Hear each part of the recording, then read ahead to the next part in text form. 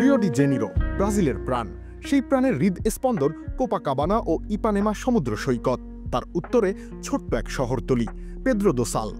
দাস প্রথার যুগে অসংখ্য আফ্রিকান এসে এখানে জীবন গড়ে। প্রতি সোমবার রাতে তারা সৈকতে আসতো, গান গাইত, গানের তালে দুলত কোমর, নাচত পা। সেই শরীর দোলানোর নাম সাম্বা। ব্রাজিলের সংস্কৃতিতে এই সাম্বা মিলেমিশে একাকার হয়ে আছে।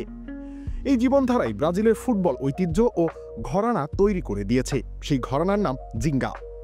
এটা ফুটবলের সেই শিল্প যার মধ্যে মিশে আছে আনন্দ ও ছলনা।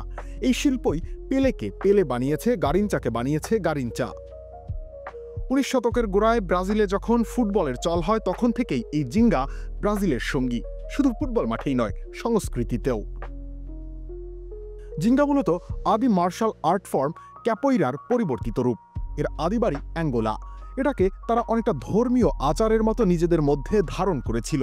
সেখান থেকে পর্তুগিজদের হাত ধরে অনেকটা কৃতদাস হয়ে এসেছে ব্রাজিলে। ম্যাজিক হার্বাল টুথপেস্ট দূর করে দুর্গন্ধ সৃষ্টিকারী দাঁতের সমস্যা। ইয়েস, দেখাও তোমার ম্যাজিক। তাদের সাথে এসেছে জিঙ্গা। জিঙ্গার প্রথম স্তর হলো এই মার্শাল আর্ট, আর দ্বিতীয় স্তর হলো সাম্বা। সাম্বা এমন একটা নাচ যেখানে শরীর সোজা রেখে পায়ের প্রায় প্রতিটা অংশ দিয়ে নানা রকম কারুকাজ করা হয়। ফুটবলের ড্রিবলিংও তো তাই। এই স্টাইলে ব্রাজিল 1950 সালে ফাইনালে গিয়েও ব্যর্থ হয়। আলেজান্দ্রো ঘিগিয়ার গোল জন্ম দেয় মারাকানার কান্নার। তখন থেকেই এই স্টাইল আর চলে না, এমন একটা কানাঘুষা চলছিল। ব্রাজিলের ঘরোয়া ফুটবলে এই স্টাইলে কাউকে খেলতে দেখলে কোচরা বাঁশি বাজিয়ে থামিয়ে দিতেন, এমনও বলতে শোনা যায়। তবে এটা ঠিক যে আলোচিত সমালোচিত এই ঘরানাতেই 1958 সালে বিশ্বকাপের খরা কাটায় ব্রাজিল। বিশ্বের বুকে তখনই প্রথম জিঙ্গা বা যোগবর্ণিত টার্মগুলো পরিচিত হয়ে ওঠে। সুন্দর ফুটবলের ধারক হয়ে ব্রাজিল এরপর 1962 ও 1970 সালের বিশ্বকাপও জেতে। তখনও ফুটবল ও ফিফা ছিল মূলত ইউরোপিয়ানদের হাতে। ইউরোপিয়ানরা এই ঘরানাকে সমীহ করলেও কখনো গ্রহণ করেনি, ফলে এর বিশ্বায়ন কখনোই হয়নি। বলা হয় এই জিঙ্গাটা সবথেকে ভালো ধারণ করতে পেরেছিলেন জিকো, ফ্যালকাও, সক্রেটিসরা। 70-এর শেষ ও 80-র গোড়ার এই প্রজন্মটাকে ব্রাজিলের ফুটবলের অন্যতম সেরাও বলা হয়, কিন্তু তারা পরিকল্পনাহীনতায় বিশ্বকাপ থেকে ফেরে শূন্য হাতে। জিঙ্গার কপালে দুঃখ শুরু হয় তখন থেকেই। 1970-এর পর থেকে টানা 24 বছর ব্রাজিল কোনো বিশ্বকাপ জেতেনি। আর বিশ্বকাপ জয়টা হলো ব্রাজিলের অর্থনীতির মৌলিক চাহিদা। পরে 90 দশকে এসে জিঙ্গার আধুনিকায়ন হয়, তাতে ইউরোপিয়ান রং যোগ হয়। ফলে 1994, 1998, 2002 টানা 3টা বিশ্বকাপের ফাইনাল খেলে ব্রাজিল, জেতে 2টিতে। Romario, Bebeto, Ronaldo, Rivaldo, Roberto Carlos, Ronaldinho, Cafu, Kaka. নতুন এক উত্থান দেখে ব্রাজিল।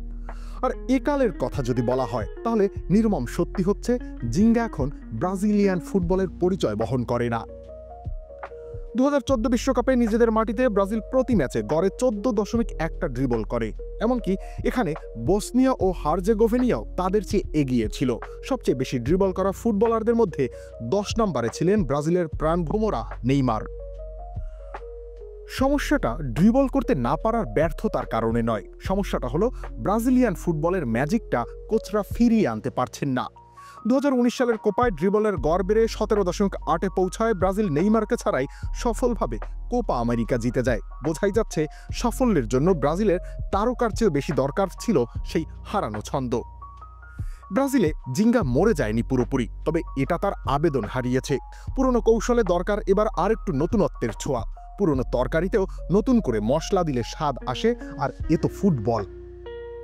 রবিউল ইসলাম রানী, খেলা 71।